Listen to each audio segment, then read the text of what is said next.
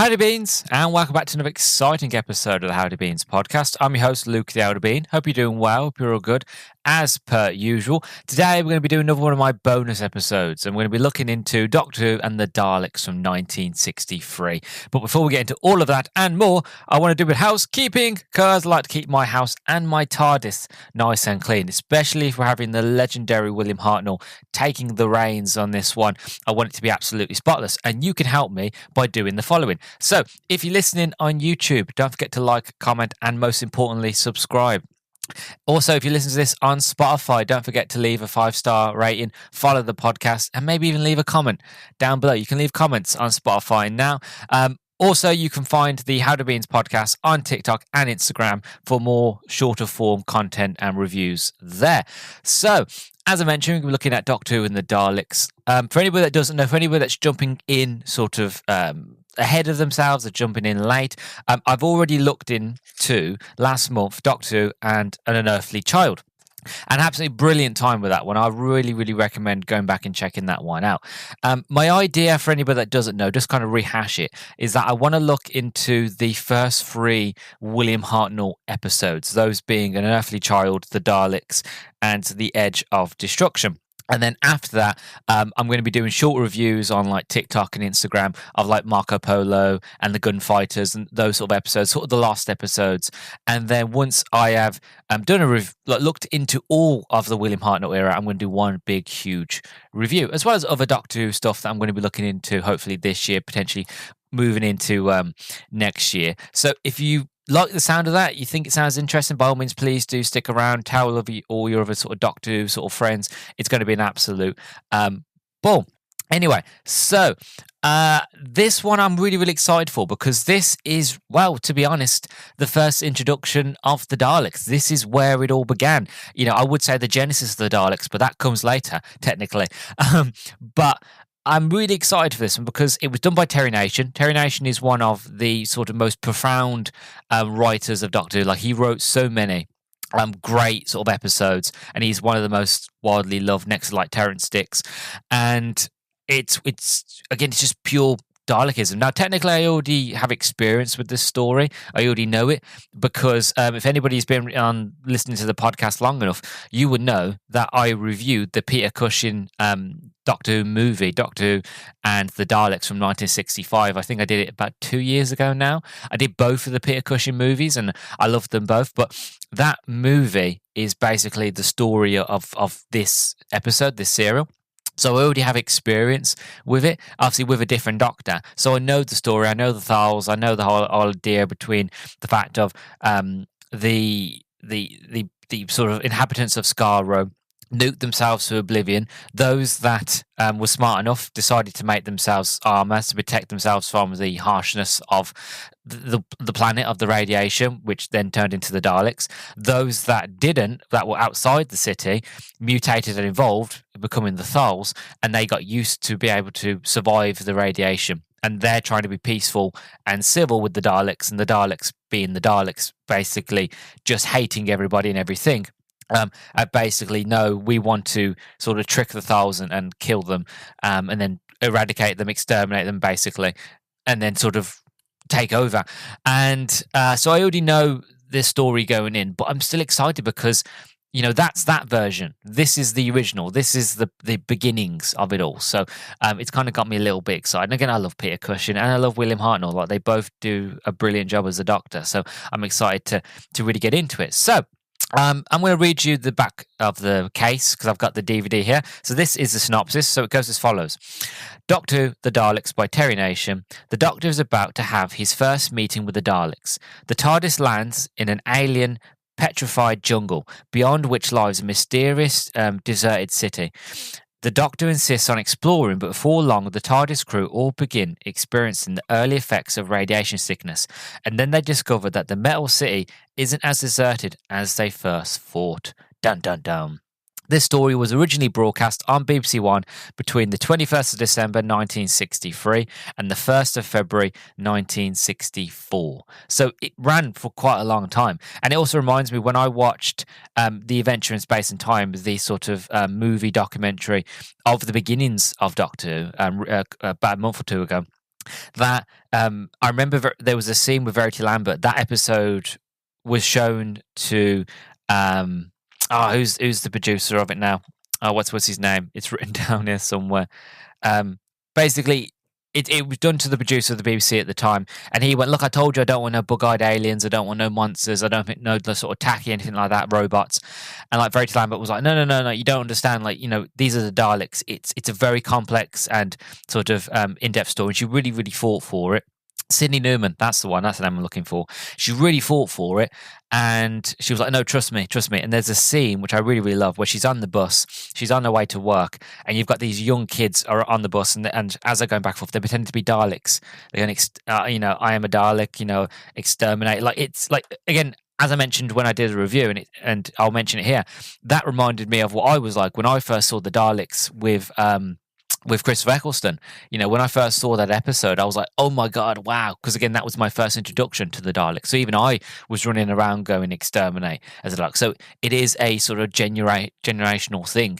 And that scene really shows how sort of they caught lightning in the bottle, how they were able to really encapsulate audiences, adults and children alike. And it kind of grows to the Dalek mania that we had in the 60s and 70s, and what led to more Dalek stories and why they're so loved, and like these little pepper pots became more than just like the monster of the week. They became their own thing, really. And again, that's another reason why I'm excited for this story to get into it, because that's where it all began. That's the genesis, really. But obviously the genesis comes later. If you know, you know. So as it was with An Unearthly Child as well, this DVD comes with a lot of bonus features as well. So it comes with 3 commentaries, moderated by Gary Russell. So you got episode 2, The Survivors, which is commented on by Verity Lambert and Christopher Barry. Episode 4, The Ambush, is done by William Russell, Carol Ann Ford, and Christopher Barry. And episode 7, The Rescue, by William Russell, Carol Ann Ford, and Richard Martin. And as it does, also it goes into like William Russell, Carol Ann Ford, Verity Lambert. I read those in the last one, so I won't read these again, but I'll read these new ones. So, Christopher Barry's span as the director on Doctor Who runs from the first ever Dalek story in 1964 through to the Creatures from the Pit with Tom Baker in 1979. Along the way, he directed the first stories of both Patrick Troughton, The Power of the Daleks in 1966, and Tom Baker's The Robot in 1974, plus such fondly remembered stories such as the John Pertwee tale The Demons in 1971.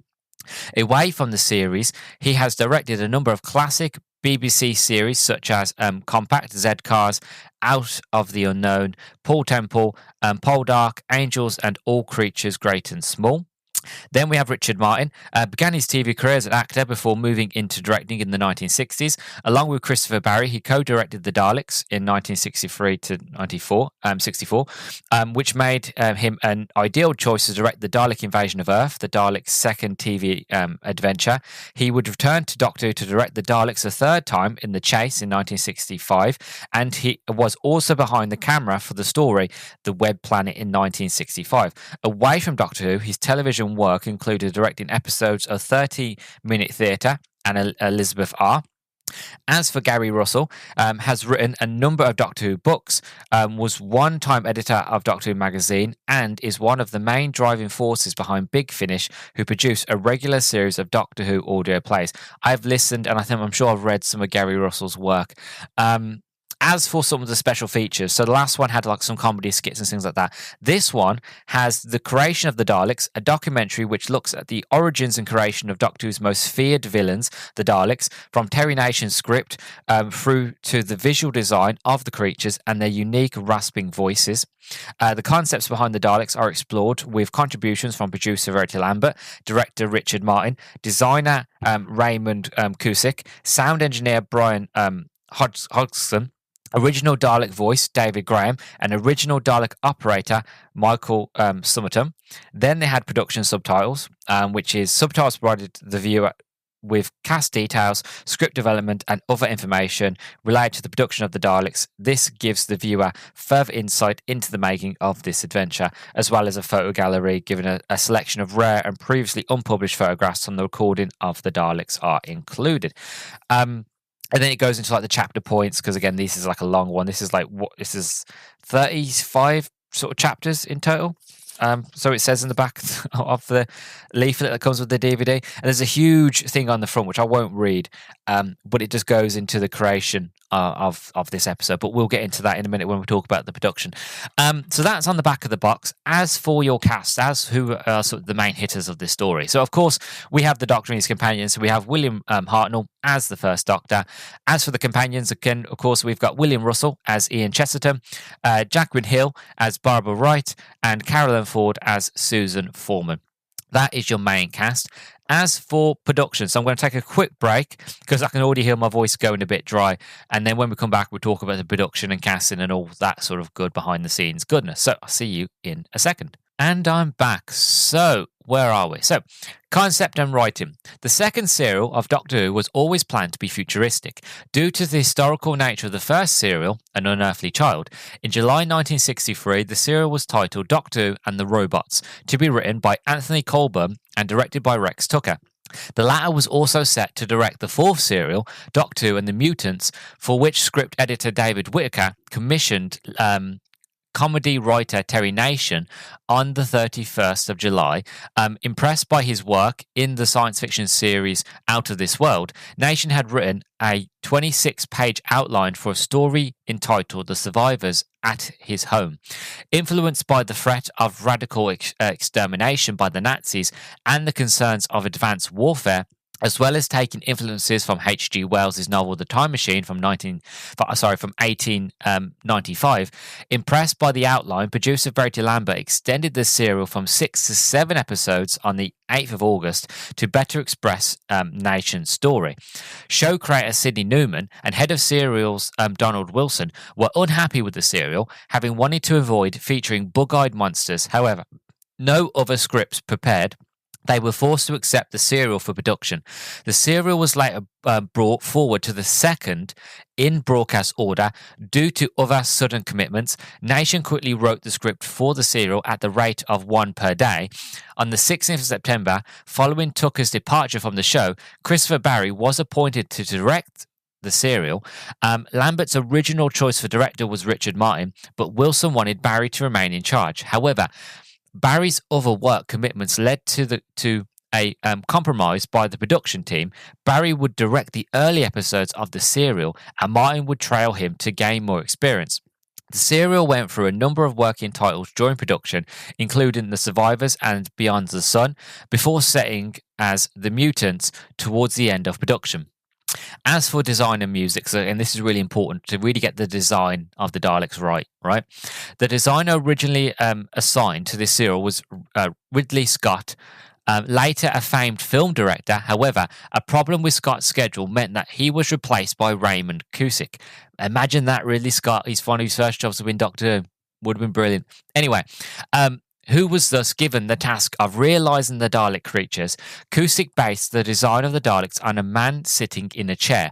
Cusick's original design was tubular, with a plain skirt section, bumpy midriff with one pincer, and a short head with a eye lens. Lambert rejected this design as being too expensive. It was decided that the design should be more comfortable for the actors, allowing them to be seated. Cusick's second design was shorter, with a diamond patterned body and a larger head, and two double-jointed claw arms. One of the arms was replaced by a suction cup due to the low budget of the production. The design was refined to fit over a small tricycle, and the arms were moved further down to allow the operator to see out of a metal gauze above the midriff. Lights were added to the dome to indicate which Dalek was speaking, as suggested by Barry. Shawcraft models, who had designed parts of the TARDIS set, worked with Cusick to design the Daleks. When Cusick met with Shawcraft's Bill Roberts to discuss the project, he used a pepper pot to demonstrate the Daleks' movements.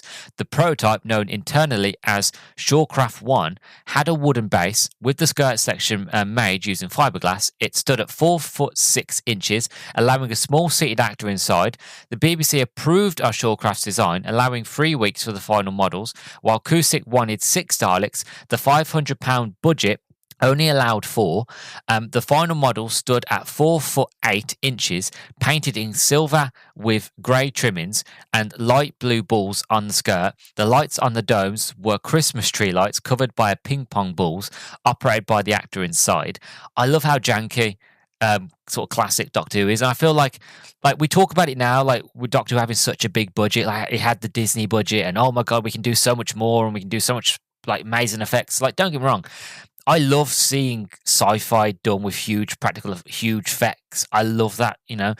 But at the same stage, what made Doctor Who so special, what made Doctor Who so good, is the cheapness, is the jank, and what you'll find. And this is not just Doctor Who, this is any project ever. The cheaper the budget, the more creative you are. Because you've got less money to spend, you have to find ways of troubleshooting. Okay, you can't just say, oh, we'll just throw money at it and money will solve the problem. No, when you haven't got the money to do that, you've got to go, okay, we want 5 Daleks, we can't afford it, we'll do 4. Okay, we've got 4, we want this grand design. Well, we can't do that because we haven't got the money to do it. We can put the money into it, but that means something else is going to be sacrificed. And we don't want to do that. Okay, so what we'll do, we'll trim things back, we'll make it simpler, we'll make it easier. And it worked. And again, as we said, the whole Dalek mania and how iconic the Dalek design is. So I love that. I love how janky Doctor Who was, because they had a shoestring budget. Even though it was a big show, it was still shoestring. So they had to make do. And when you make do and mend, this is when the creative juices start flowing, and this is when things start becoming iconic without realizing it. You know what I mean? But again, that's just my opinion. Anyway, carrying on. Nation once claimed that he came up with the name Dalek after seeing a set of encyclopedias with one volume spanning the section of the alphabet from Dal to Lek. However, he later admitted that this was a story for the press and that he had just made up the name. Barry commissioned Tristram Carey to provide the serial's identical score, having worked together on No Cloak, No Dagger. While Newman disliked Carey's work, Barry and Lambert convinced him otherwise. Barry heard from some, I can't pronounce this word, Musquet concrete music, and intrigued by it, asked Carey to compose a strange and simplistic electronic score for the serial. About 20 minutes of music was used in the serial. Right, so that is your design and music. As for casting, so actor Alan Wheatley was chosen to portray Temunus, the leader of the Thals, having worked with Hartnell in an episode of The Flying Doctor in 1959. David Merkham was originally considered for the role. Virginia Wirral was cast as the female Thal named Doylan, having previously worked with Martin. Dinsdale Lendon was chosen to play Gantus, but production dates changed, forced him to drop out the serial. He was replaced by Philip Bond, with whom Barry had worked on No Cloak, No Dagger. The names of the Thals were revised in the final script. Tenemus was originally Stoll, Alden Vas Van, Gantus was Kurt, Kurtas was Jal, and where was I? I've lost it with all these confusing names. Adus von Vas Ven, Dion Vas Darren, and Elon Wasvar. 4 actors were chosen as Dalek operators due to their small stature and muscular ability. Robert Jewell, Kevin Manster, and Michael Summerton, and Gerald Taylor. Barry knew Manster as a sensitive actor who reacted well to voices, while Martin knew Taylor through repertory theatre. Due to the Daleks' electronic voices, it was considered impractical for the actors inside the machines to also deliver the dialogue. As a result, the Dalek voices were performed offset by Peter Hawkins and David Graham. Barry contacted the Post Office's Joint Speech Research Unit for information on electronic voices. 2 samples were provided, one using it's going to be a hard word, vocoder with low and medium monotone pitch, and one using written computer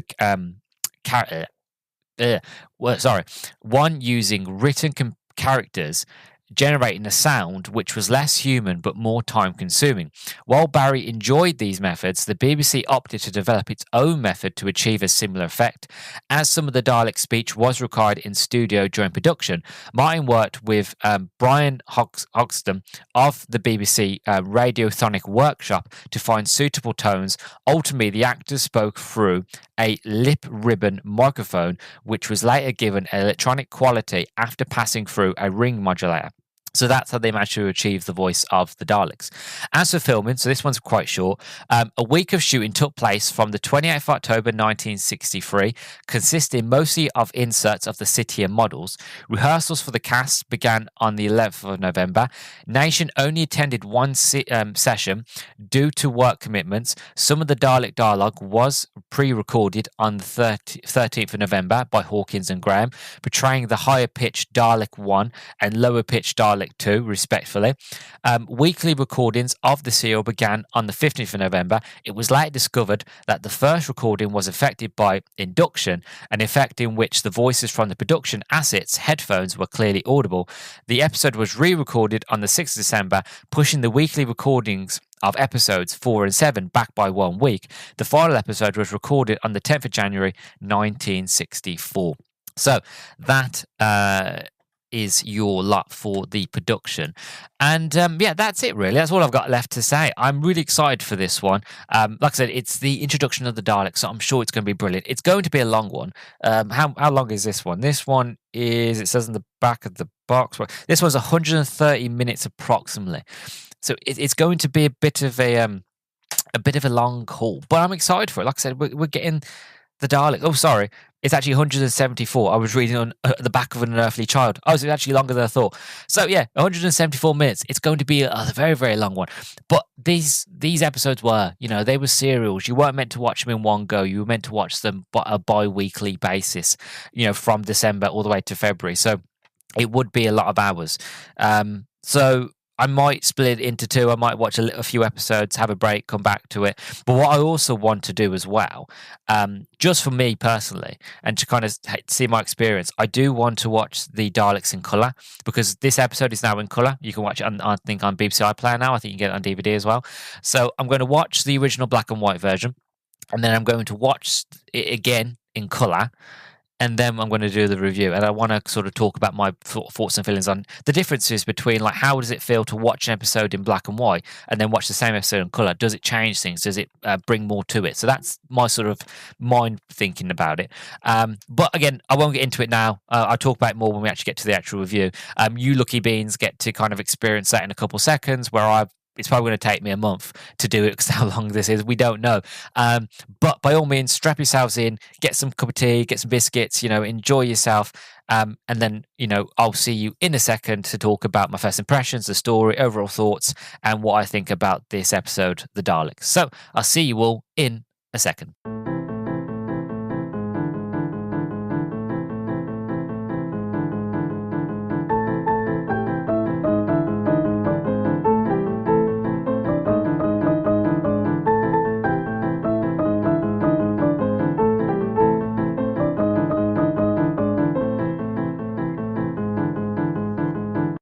Welcome back, everyone. So I've now watched two versions of this episode.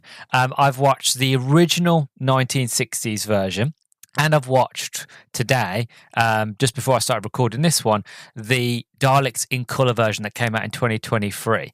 Now, I will talk more about the in colour version a little bit later, but what took me so long to kind of get round to watching the colour version was the fact of, and again, this is a overall big point when I get into like the first impressions in a second, is the fact of the original stories altogether is close to being 3 hours long. It took me a long time to get through that whole episode. I had to take it in chunks. I had to do like 2 episodes, take a break, come back, do 2 more, that sort of thing. So I was a bit apprehensive to watch the colour version, thinking, oh God, it's going to be like another 3 hours. It's not actually. It's an hour and 15 minutes, which to me, this story works for that length of time. It works for that sort of short 1 hour 15 minutes sort of episode, and I'll get onto more of that a little bit later when I talk about sort of my thoughts on the coloured version. Anyway, my first impressions of the Dalek story by Terry Nation. Brilliant. It's fantastic. Like, I knew I would enjoy it because, as I already mentioned, I've already experienced this story. I've already experienced it with the Peter Cushing movie, so I knew what to expect. I knew about the Thals, I knew about the Daleks, I knew about them basically pretending to be all lovey-dovey, all nice to the Thals, just to trick them in so that they can pull them in as the Thals got closer, like exterminate, eradicate them all. I knew about the radiation and the sickness and the pills. So when that stuff started to happen, it wasn't really a surprise for me, but that I still got enjoyment out of it, because even though it was a story that I knew, in terms of, the Doctor being a different type of Doctor to what Peter Cushing brought, and again, same with a different type of Susan, a different Ian, a different Barbara, because things were different in that sort of respect as well. And again, the way that movie was shot and the way the original episode was shot, there was enough there for me to enjoy. And it is a really, really good story, because what you've got to remember and what you've got to take into account, if we look at the first ever episode, as I mentioned in my review of that one, in The Earthly Child, that was a brilliant episode. Why? Because how best to convey to a new audience what this show is about. You can either go into the far, far flung future, or you go into the far, far past. They decided with the first episode to go into the far, far past with cavemen. Now, one caveat I do want to mention that I didn't mention in the review, because it didn't come to light into my brain until a couple of days after finishing recording it. What would have been great for that final episode would have been, the camera to pan out just before the end credits to a wall, and there's a caveman drawing on the wall a motif, a drawing of the TARDIS. That would have been brilliant. A nice little sort of little nugget, and it would have been great, because then Unit coming in later and trying to cover all tracks of the Doctor and his companions and all that, and then have like that hidden away so in the vault would be great. Like a little bit extra sort of, like if I was to write a Target novelization, that's something that I would put in just as a little nod, a little thing for the background. That's something I just wanted to mention. Anyway, as I was saying, you can either go in the far, far past or go far, far future. With the Daleks, it's the reverse. Instead of going into the far past, you go into like the far future, or at least you go to a futuristic world and a different planet, a planet that is dead, a planet that has no life on it at all. There's no life. There's everything has been petrified. The woods have been destroyed. How else best to convey that? By like, again, showing it, like, look around, like there's nothing here.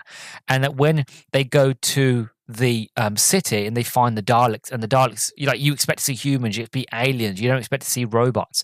And it's that mystery of, well, why are they robots? Are they robots? What's inside of them, which you never really see, which again, I really love and appreciate that. I really love and appreciate that you don't actually get to see what the Daleks actually are or what they actually look like, which is a good thing, because in my opinion, you shouldn't.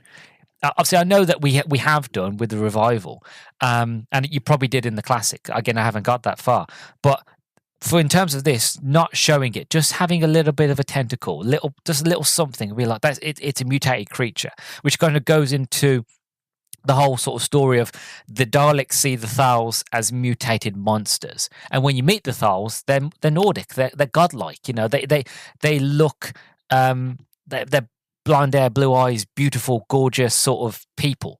And you think, well, no, they look like humans to me. They look fine. So if the Daleks see them as, mutants, what are the Daleks? You know what I mean? And it gets the creative juices flowing. It gets the imagination going of what's inside the casing and why. And it's an interesting story that as it goes along, and you learn that the Thals were the warrior race. That there was two different races on this planet. You had the Thals that were the warrior race, and the Daleks, who were the sort of geniuses, the scholars, the scientists.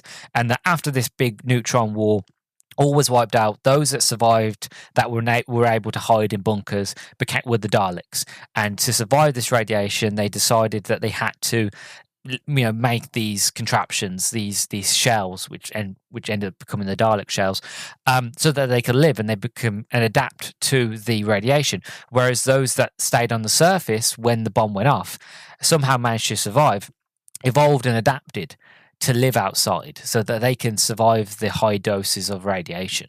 And the Daleks have been driven crazy by this radiation. It's been crazy, and as the centuries have gone along, they now see anything that's not them as wrong, as evil. And again, this is sort of the genesis. I keep using that word, and it makes me chuckle because I know we have the genesis of the Daleks, but it is kind of, again, you get to see the genesis, the beginnings of why these creatures, why these monsters, why these aliens do become the way they do, the way that we began to know them in the rest of the classic series as well as in the revival.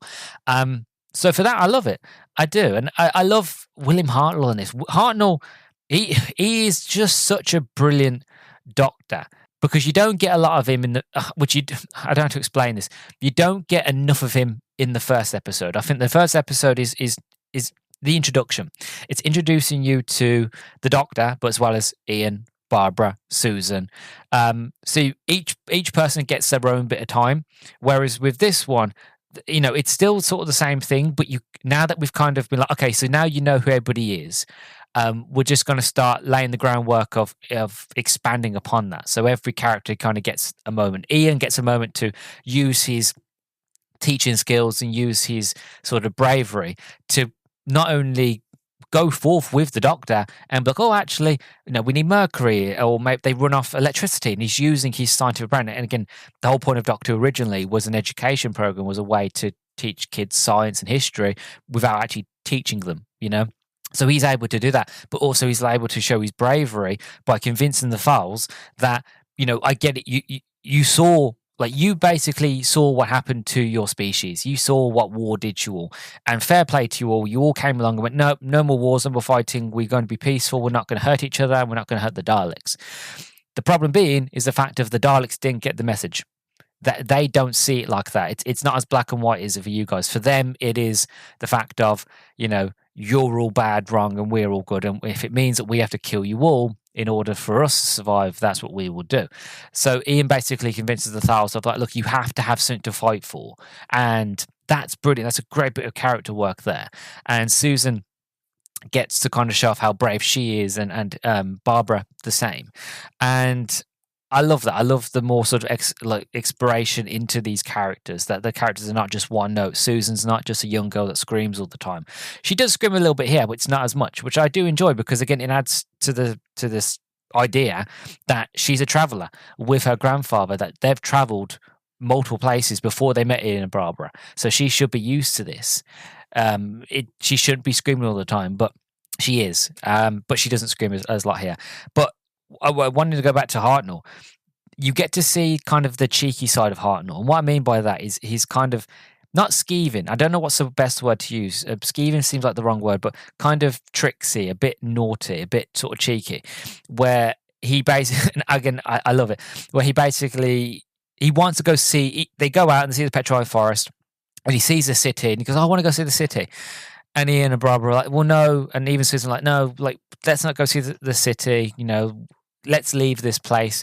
And the Doctor's like trying his best, but he realizes he's lost. It's 3 against 1. He's like, okay, fine. All right, let's go back to the TARDIS. And he goes back to TARDIS. And he basically pretends to leave. And then they land back. And he's like, oh, it didn't work. Oh, I wonder why it didn't work. And then he goes to look underneath the console and he goes, that's why this, I can't remember the word for it, but this device is not working. But don't worry, I can fix it. All it needs is some mercury. And Ian's like, oh, no problem. Tell me where it is. I'll go grab it for you. And then I was like, oh, well, this has never happened before. I don't have any. So we're going to have to, and before you can end, Ian's like, and again, I love this. I love the acting. Because it's brilliant. Because it's kind of, he has that look on his face where he's like, and again, this is audio, so you can't see my face, but you can have to imagine it. He does one of them sort of like meh, sort of like, oh, God's sake, sort of faces where it's like, it's, of course, the city. And Doctor's behind him going, yes, well, the city. Good thought. Wait, maybe we should go and check it out. And Ian already knows. Ian's like, of course, it's the city. And then I love the bit where, like, Ian and they all go to one side of the camera, and the camera sort of pans around and follows Hartnell. Follows the Doctor, and he kind of looks down at the device, kind of looks at the camera, looks at the audience, and then there's a cheeky smile on his face, a cheeky grin of like conveying to the audience he did this on purpose. Again, they don't know that, or Ian's got some inkling that potentially, but because it seems a bit too coincidental. But the Doctor's kind of showing the audience just like, a bit of a nudge, nudge, wink, wink, like, I did this, a very cheeky thing. And I love that because I didn't expect that from this Doctor. This Doctor seems to me as a very serious sort of Doctor, nobody who used to play tricks like that, but he's still the Doctor. He's still curious. And again, it's got me thinking the fact of, has curiosity killed the cat here in this story? Because the whole idea of the story is the Doctor goes down to the city, meets the Daleks. They're all sick with radiation poisoning. Susan runs back to get the medicine that was left for them by the Thals. They don't know that at that point. And then she's to take it back and to give it to the Doctor and Ian and Barbara, and obviously herself, to kind of cure themselves this really extreme radiation sickness that they're going through. And when she goes to get it, one of the Thals she meets, and she realizes he's not a mutant. He looks normal, and that Thal basically gives her another dose of medication so that it can be given to the Daleks, so there's enough for themselves. And it makes me think, actually, is this one of them situations, kind of like Raiders of the Lost Ark, Indiana Jones, whereas if the Doctor was never there, or if the Doctor had got there but then just decided to leave, would the Thals and the Daleks thing still would have happened? Would the Thals still really would have gone to see the Daleks anyway, tried to make peace with them, the Daleks killed them all? Would that have still happened? Or is it the fact of with the Doctor being there and interfering, he saves the Thals, but what does that mean for what happens next to the Daleks? Could it have just been the Daleks kill the Thals and then never decide to go on their mass genocide of like the universe conquering, killing everything that's not a Dalek? Or is it the fact of, because of what happened there with the Thals, and the Thals technically winning and the Daleks in the city perishing, did that lead to whoever was left to go, well, I'm going to get revenge against not just the Doctor, him being our enemy number one, but also everything else, all the Thals and them more. So it got me thinking. Again, I'm sure I'll find out, because there are more Dalek stories as we go forward. So I'm sure we'll find out, and they might mention it here and there. I hope so anyway. But it's got my brain thinking. It's got the sort of creative juices thinking. But as I was watching it, I was also trying to put myself into the mindset of, if I was a young child in the 60s, in 1963, and I was watching this, after watching the first episode, which I was already intrigued by the first episode, after watching this episode, and again, it's not a whole episode. This was a bi-weekly thing. This was from, like I said, the 23rd of November to the 14th of December. So this was like a bi-weekly thing, right? Would I have been intrigued enough after this to carry on watching? Yes, I would have been. For the simple reason is the fact of the Daleks are fascinating. The Daleks are really interesting. And the Thals are fascinating. And this world and this whole idea that at sometimes centuries in the past, they went to war. Those that survived, that lived on land, turned into Thals. Those that hid in the city, in the bunkers and that, were the scientists. And they became the Daleks. And it's interesting to see how the smartest of them all turned into the Daleks. The ruthless, the warriors that survived, became the most peaceful ones, which, again, I love that.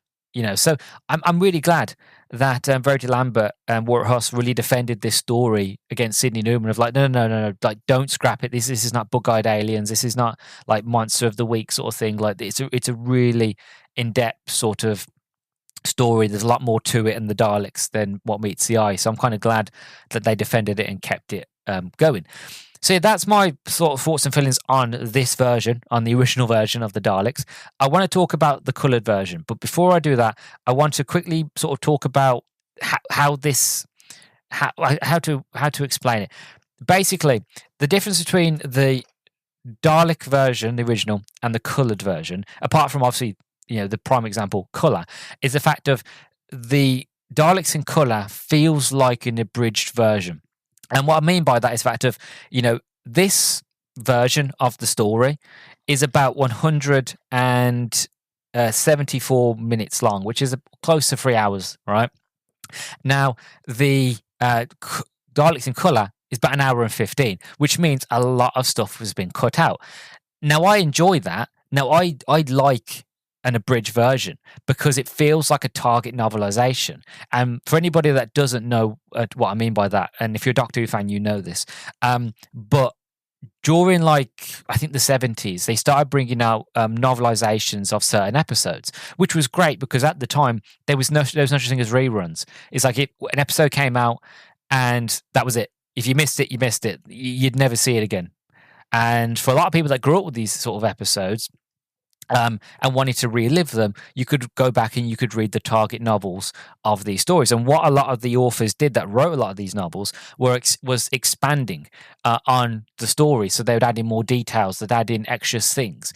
And that's how I feel about the Daleks in Colours. I've had it feels, even though it's abridged, even though it's shorter, I feel like I'm getting more, and not just through the colour part, through the extra visual effects. When the TARDIS comes in and out, when the Daleks are using their blasters, their weapons, the effects are there. The music has changed in certain bits. Also, they kind of got rid of all the really slow, boring, and again, I hate to say it because even though I enjoyed the episode, I have to be honest, the slow, boring dialogue bits. Because remember, I'm sitting there for 3 hours watching it. Even though I'm enjoying it, it's still very much like, oh God, come on, please get on with it. Yeah, come on, So I like it, and I don't normally say that. Normally, I'd be like, no, read or sort of watch the original version. Don't sort of get into the abridged version because you lose all the goodness. But I feel like here, if you want the proper experience, watch the original. But if you just want to experience the story in a very sort of quick, modern, and I'd say more seamless version, then go with the Daleks in colour. So I just wanted to mention the sort of how it felt a bit, the abridged version, how it felt, that sort of thing. As for my thoughts on the coloured version, the colorization is beautiful. It really is. It pops. And what I love about it is when it begins in black and white, only for a few seconds, but it starts in black and white. And as soon as they get off the TARDIS and they go on to and they see the petrified forest, straight away, the music starts to go all sort of magical and the colour starts to come into it. And I tell you now, the forest, the petrified forest, just comes to life. It is so beautiful, full of greens and pinks. And I'm like, I could already tell through black and white how sort of destroyed this planet was. But then when you see it in colour, it just adds more life to it. A planet that, like, it's hard to explain. How do you explain a planet that is dead looking and feeling alive? It just does. And I love how the Daleks look and how the night sky of Skaro is beautiful and gorgeous. And it's one of those things that they really managed to not only bring colour and depth to the story, but also to make a dead planet feel alive, to feel lived in, to feel like there is still hope, that there is a chance of redemption, that there is a chance that the Thals could bring this planet back. And there is sort of beauty in what the Daleks can't see. The Daleks don't see. Again, if it's anything, it's like the Daleks see in black and white. The Daleks see everything as this or that, in terms of everything is logical. Everything like a machine, like a robot. Everything is this. We don't see the beauty. We just see destruction.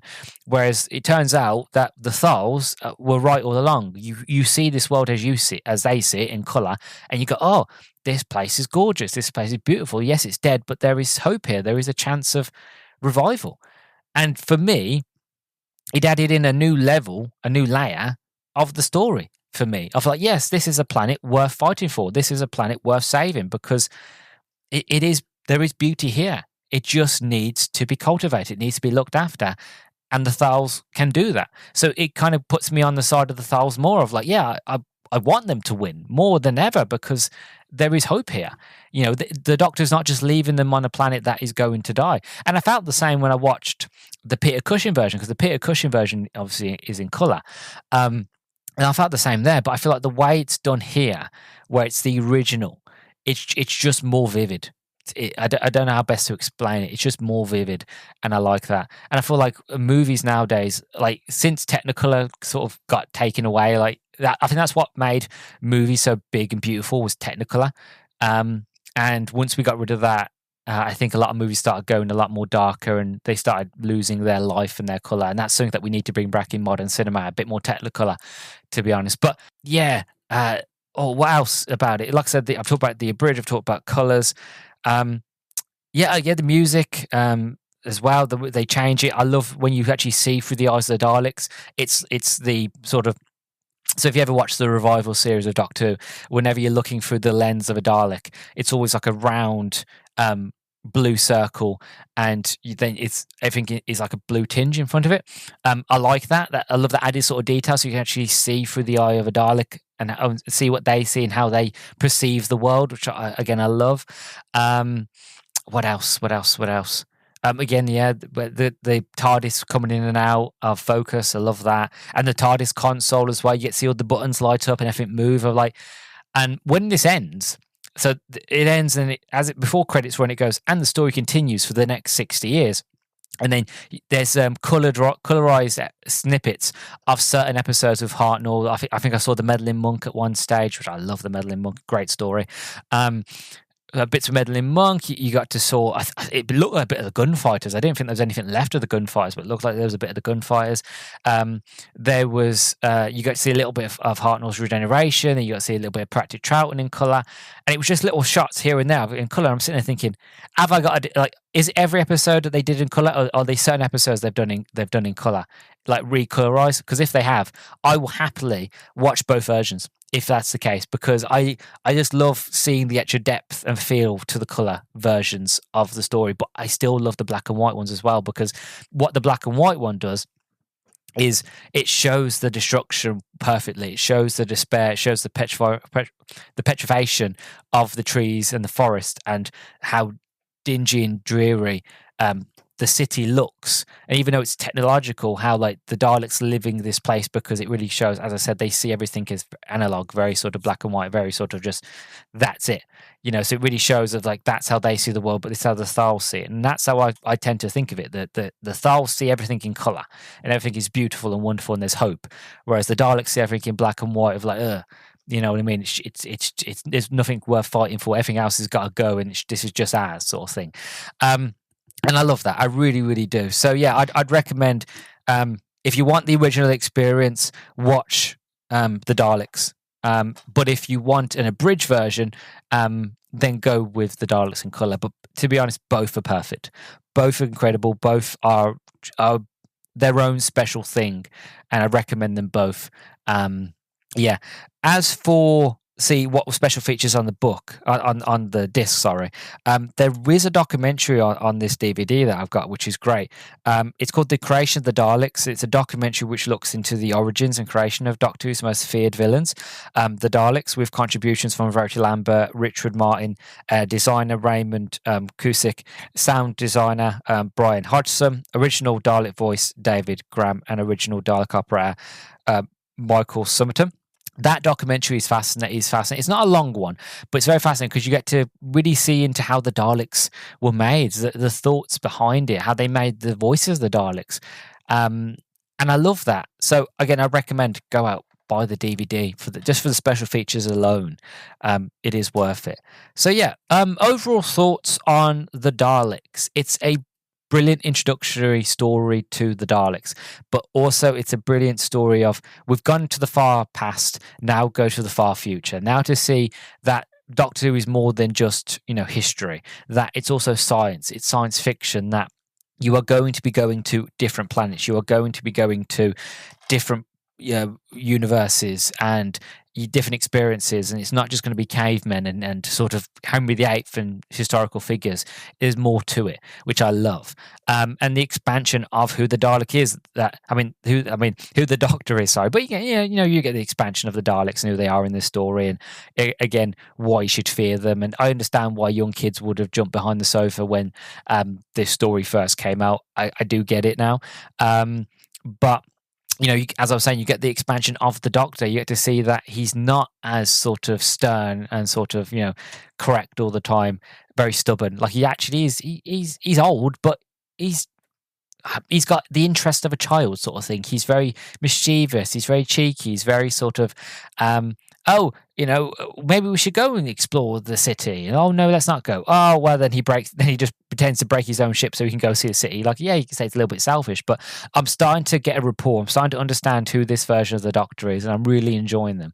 And I'm enjoying Ian and Barbara as well, and Susan. To be honest, she really comes to light in this story. So I'm excited for the next one, which is The Edge of Destruction, which what I've been told is a bottle episode, which takes place on the TARDIS completely. And it's only a short one. It's only 47 minutes long, so it's not a very long one. It's about an hour or so, or less than an hour, but you know what I mean. It's only a short episode, so that'll be a nice one to get through. So yeah, I'm excited for what's to come next. And one thing that I want to mention, because I bought this after I did An Unearthly Child, I have bought a sort of, I don't know how to explain it really, not really big finish, but I've bought a story CD called Doctor Who Starflight by Paul Haynes. You might recognise that name. Paul Haynes is the gentleman that wrote Portal Open, which is the book that I read to get ready for my research into doing William Hartnell's first era of Doctor Who.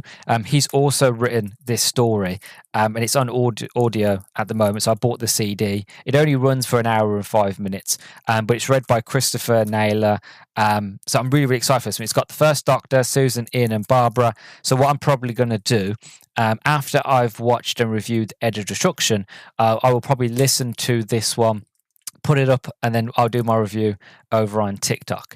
So if you want to hear that and you want to hear more from me, more Doctor Who sort of goodness and all the sort of short reviews, game reviews, movies, TV shows, that sort of things, then make sure that you follow me here on Spotify. Make sure that you give me a 5-star review. If you're on your phone, just click on the little dots in the corner and click rate and then leave a 5-star review.